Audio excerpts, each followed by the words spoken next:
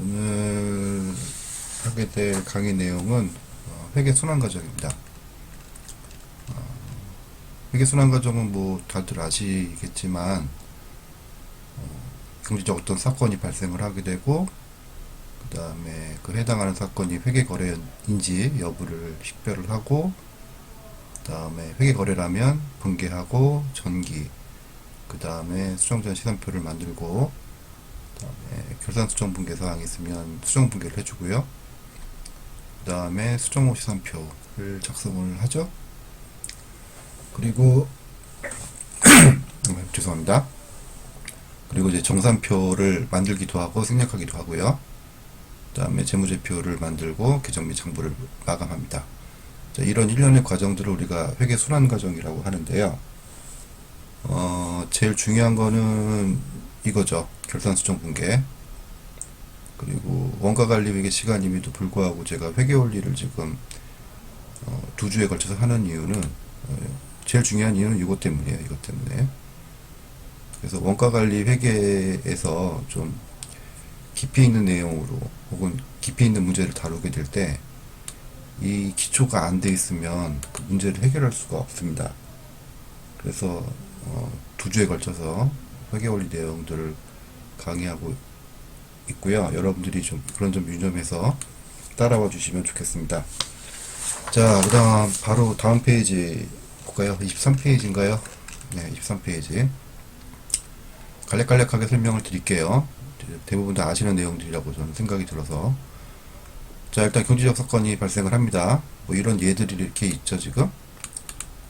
자, 여기서 이제 좀 특이한 것들이 통상적인 상거래가 대부분 이제 회계적 거래가 되는데 아주 예외적인 경우들이 좀 있어서 그런 부분들을 우리가 구분하시면 된다는 거죠. 가령 예를 들면 1번과 2번은 유사하죠? 유사한데 1번은 회계거래가 아니고 2번은 회계거래죠? 그 이유는 이것 때문에 그렇죠. 이것 때문에. 그죠? 그래서 앞선 시간에서도 제가 말씀을 드렸던 것 같은데, 회계 거래인지 여부를 판단할 때는 그 기준이 있었어요. 그죠? 식별 기준, 측정 기준, 측정. 이 조건을 동시에 만족해야 된다고 말씀을 드렸습니다. 근데 1번 같은 경우는 만족을 못 하고요. 2번 같은 경우는 이것 때문에 만족을 하는 거죠, 지금. 자, 다음에 3번의 경우인데요. 이웃 공장에서 빌려왔대요. 자, 요거는 어떻게 생각하세요? 빌려왔으니까 나중에 다시 돌려줘야 됩니다. 그 다음에 비품을 빌려온 반대급부로 내가 무슨 대가를 지불하지 않았어요. 요거 그대로만 본다면, 예, 회계거래가 아니죠, 이거 지금. 회계거래가 아니에요. 자, 회계거래가 왜 아니에요? 비품을 빌려왔고요. 정확하게는 이 비품이 혹시 오해하실까 말씀을 드리는데 자산의 증가가 아니죠. 자산의 증가가 아닙니다. 자산의 정의를 다시 한번 생각을 해보세요. 내가 통제할 수가 없어요. 이 비품 왜 나중에 다시 돌려줘야 되기 때문에 자산의 정의 어긋납니다. 따라서 자산의 증가로 볼 수가 없는 거고요. 회계거래가 아닙니다. 다음에 창고에 화재가 발생하였다. 이런 경우는 뭐 많이들 보셨을 텐데 통상적으로 우리가 회계거래가 아니죠. 이거는 회계거래가 아니다. 통상적으로 우리가 상거래라고 볼 수 없죠. 화재가 발생했는데 이게 무슨 상거래야, 그죠? 근데 회계상으로는 거래가 되죠. 창고라는 자산이 감소했기 때문에. 그 다음에 신규 공채시공과 근로계약을 맺었대요. 이거는 앞서도 말씀드렸지만 요거 자체만으로는 회계상의 거래가 아닙니다. 자, 회계거래 여부 식별인데 뭐 앞에서도 말씀을 잠깐 드렸기 때문에 좀 자세하게 말씀드리지는 않을 거고요. 식별 기준, 그래서 증가와 감소가 있느냐, 요거 자산부채, 그 다음에 수입비용의 증감이 있느냐, 증가와 감소가 있느냐, 동시에 그 증가와 감소를 화폐가치로 측정할 수 있느냐, 이 조건을 모두 만족했을 때 회계거래가 된다. 이렇게 보시면 되겠습니다. 자, 그 다음에 이제 분개를 해야죠. 분개를 하는데 위의 조건들을 동시에 만족했다면 이제 분개를 하게 되는데, 계정 과목이 있어야 되고요. 그 다음에 똑같은 금액을 두 번 기록하는, 즉 복식부기하죠. 기억해 두시면 되고, 그 다음에 두 번 기록할 때 기준, 거래의 8요소라고 하는데, 그림에서 보시는 바와 같이 이런 거죠. 네. 이 내용들은 회계 원리에서도 아주 기초적인 내용이기 때문에 제가 자세하게 말씀드리진 않을 거고요. 자, 거래의 이중성. 그렇죠? 거래가 원인과 결과로 구분된다. 그런 의미입니다. 거래의 이중성은. 그래서, 복식부기 할 수 있다. 그렇게 보시면 될 것 같고, 복식부기, 즉, 양쪽에 차변과 대변에 같은 금액을 각각 두 번씩 기록하게 되기 때문에 왼쪽의 합계액과 오른쪽의 합계액, 즉 차변의 합계액과 대변의 합계액은 항상 같아야 됩니다. 대차 평균의 원리라고 하죠. 자, 그 다음에 핵심 이제 1번이 나오는데, 보통은 이제 어떤 거래가 있고, 그 다음에 그 거래에 대해서 거래의 판료소에 따라서 우리가 분개를 하게 되는데요. 이 경우는 이제 반대죠. 분기가 되어 있고 분기된 사항을 보고 어떤 거래가 있었는지 역으로 추정하는 예제입니다. 나머지 여러분들이 한번 보시고요. 요것만 한번 볼까요? 요것만 한번 보시면 1번만 한번 보시면 현금과 매출 채권은 자산이죠. 자산의 증가는 왼쪽에 기록하죠. 다시 말해서 현금과 매출 채권이 각각 만원과 2만원씩 증가했다는 얘기고요. 대변 오른쪽에 보시면 용역 매출 3만원이 기재가 되어 있습니다. 매출은 수익이죠? 수익 발생은 오른쪽 대변에 기록하죠? 그죠? 예, 그러면 이거를 이제 어떤 거래가 있었는지 추정을 할 수가 있어요. 어떤 회사의 서비스 매출이 발생했는데, 3만원만큼 매출이 발생했는데, 그 대가로 만원은 현금으로 수취했고, 나머지 2만원은 외상거래하였다. 이렇게 거래를 추정할 수가 있겠습니다. 나머지 2번, 3번의 경우는 여러분들이 한번 연습삼아 해보시기 바라고요. 다음에 핵심 예제 2번인데요. 핵심 예제 2번. 2번에 보시면 이것도 그 회계 원리 시간에 하나 아주 기초적인 내용인데 종종 헷갈려 하시는 분들이 계세요. 보면. 자, 일단 보겠습니다. 한관희 씨는 대학을 각 졸업한 후 회계부서에 근무하고 있고요. 경험 부족으로 다음과 같은 세 가지 오류를 범했다고 합니다. 그래서 1번의 경우에는, 차변과 대변을 반대로 기록했고요.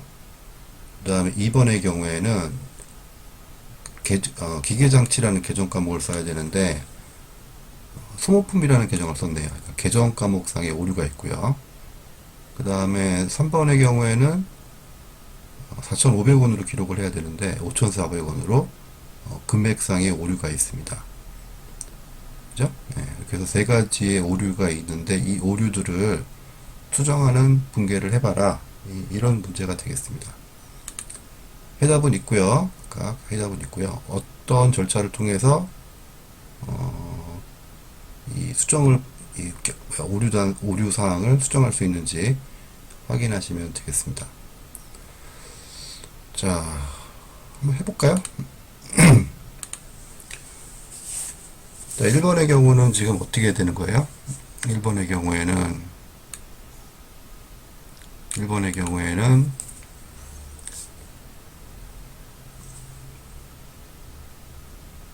경우에는 자, 이렇게 한번 써볼까요? 원래는 이렇게 썼어야 되는 거죠. 현금 4,000원, 그죠? 그 다음에 매출 채권 4,000원 이렇게 기록을 했었어야 되는 거죠. 그래서 매출 채권을 회수해서 현금이 4,000원 증가한 거죠. 맞죠? 네. 자, 그런데 지금 이 반대로 기록을 했습니다. 그러면 이러한 결과가 나오기 위해서는 앞에 오류를 어떻게 수정해 줘야만 이런 결과가 장부에 결과적으로 기록이 되느냐, 어떤 수정 분계를 해줘야 되느냐, 이게 이제 이 핵심이 이제 이번에 문제입니다. 자, 어떻게 하면 되겠어요? 일단 오류 난 상황을 한번 볼까요? 오류. 그 다음에 이거 뭐라고 써야 되냐? 결과라고 쓸까요? 결과 이렇게 써볼게요. 그리고 가운데를 수정이라고 할까요? 이렇게 해놓고, 자, 오류를 좀 기록을 해볼게요. 이렇게 썼다는 얘기죠, 지금. 그 다음에 현금 이렇게 썼다는 얘기죠, 지금. 네. 이거를 어떻게 수정해서 이런 결과가 장부에 기록되도록 할 거냐라는 겁니다. 어떻게 하면 되겠어요? 어렵게 생각하실 필요 없죠. 이렇게 하면 되죠. 현금 8,000원, 그 다음에 매출 채권 8,000원, 이렇게 수정 분계하시면 되죠. 맞아요? 그럼 어떻게 됩니까? 매출 채권 4,000원, 그 다음에 매출 채권 8,000원, 매출 채권 잔액이 4,000원만 남게 되죠.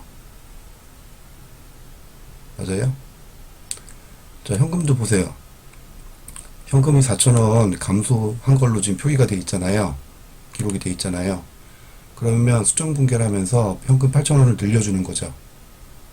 그러면 현금 8,000원에서 4,000원만큼 빠지게 되니까 현금 잔액은 결과적으로 4,000원만 남게 됩니다. 매출 채권도 마찬가지죠.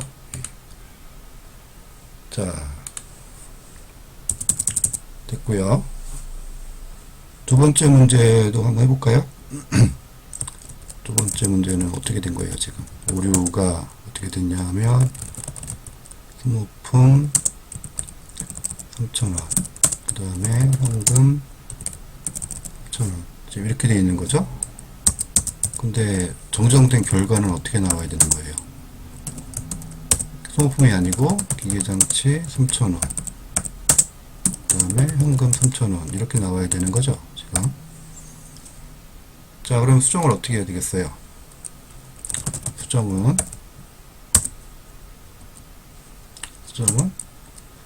이 소모품을 장부에서 제거해주면 되는 거죠, 일단. 그럼 제거해주면 어떻게 해야 돼요? 반대편을 써주면 되죠? 이렇게. 소모품 3,000원.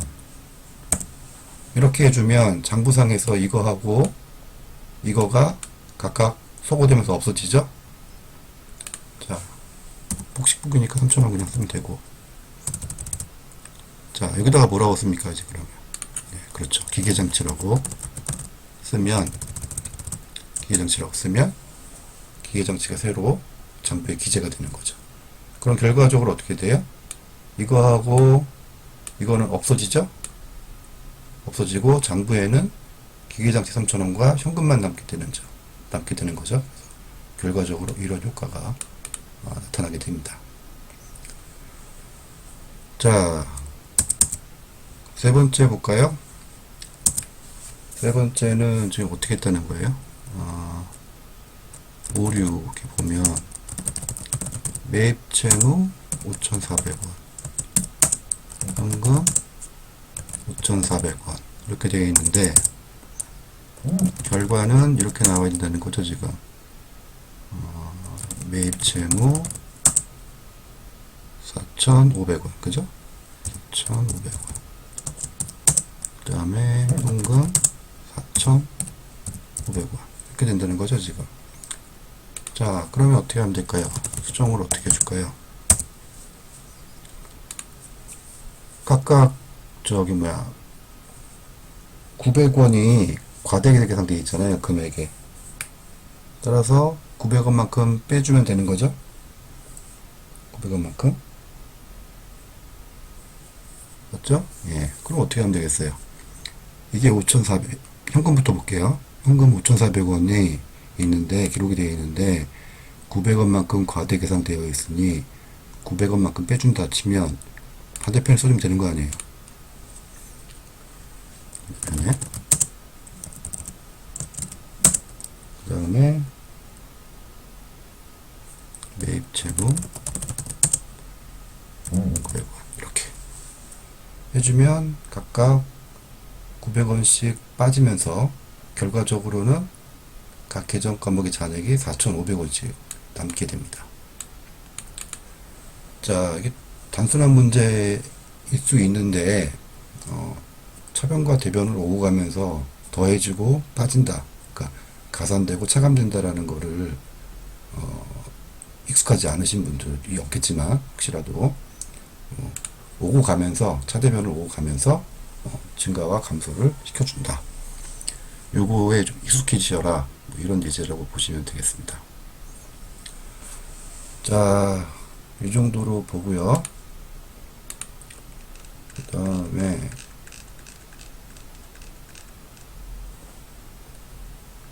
전기죠. 전기. 그 다음 전기 보겠습니다. 26페이지. 자, 전기를 하는 이유는 여기 있죠. 거래가 복잡해지면 오류가 발생할 가능성이 있고요. 그래서 이를 방지하기 위해서 하는 것이고, 전기를 하는 방법은 각 계정 과목의 차대별 합계액을 원장에 옮겨 적는 거죠. 그래서 분기 결과를 동일한 계정 과목으로 분류 집계하는 과정이 전기다, 이렇게 보시면 되겠습니다. 그래서 전기하는 방법 혹은 절차는 이렇게 동그라미 1번, 2번, 3번 이렇게 하시면 되고, 자, 우리는 핵심 예제 3번 가지고 한번 볼게요. 그냥 바로. 자, 3번 보시면 다음에 현금 계정을 보고 가격자별 거래를 추정해라. 앞에 핵심 예제 1번의 경우에는 분계장에 분계된 사항을 보고 거래를 추정하는 것이었고요. 이번에는 원장에 기재된 계정 과목을 보고 거래를 역으로 추정하는 문제가 되겠습니다. 자, 현금은 자산이죠. 자산의 경우에는 왼쪽, 차변 쪽이 현금을 증가시킨 원인을 기록하는 거죠. 그 다음에 대변, 오른쪽은 현금을 감소시킨 원인을 기록하는 거예요. 그죠? 네. 자, 그래서 예를 들어서 여기 4월 1일 자본금 100만원 이렇게 보시면 현금이 100만원 증가했죠, 지금? 증가했죠? 증가한 이유는 자본금 때문이에요. 즉, 출자가 이루어진 거죠. 4월 1일 날. 맞죠? 4월 15일 것도 하나 볼까요? 자, 매출 이렇게 기록되어 있는데 20만원 기록되어 있습니다. 이 얘기는 뭡니까? 현금이 20만원 증가했다는 것이고, 현금이 20만원 증가한 이유는 매출이 있었다는 얘기죠. 매출. 자, 반대로 그러면 이번엔 4월 16일에 단기 대여금 볼까요? 자, 현금 자산 계정에 현금 자산 계정인데 대변 오른쪽에 30만원 이렇게 기록이 되어 있습니다. 얘기는 뭐예요? 현금 30만원이 빠져나간 거죠. 왜 빠져나갔어요? 단기 대여금 때문에 빠져나간 거죠. 즉 1년 이내에 갚는다는 조건으로 돈을 빌려준 거죠, 지금. 그래서 현금 30만원이 빠진 겁니다. 그래서 여러분들이 원장을 보실 때 자산의 경우에는 왼쪽은 증가 요인, 오른쪽은 감소 요인, 이렇게 기억해 두시면 되고요. 부채의 경우는 반대죠. 부채의 경우는 차변 왼쪽이 부채를 감소시킨 요인이고 대변 오른쪽이 부채를 증가시킨 요인입니다. 자본도 부채와 마찬가지죠. 자, 이렇게 해서 전기까지 분계 전기까지 여러분들하고 학습했습니다.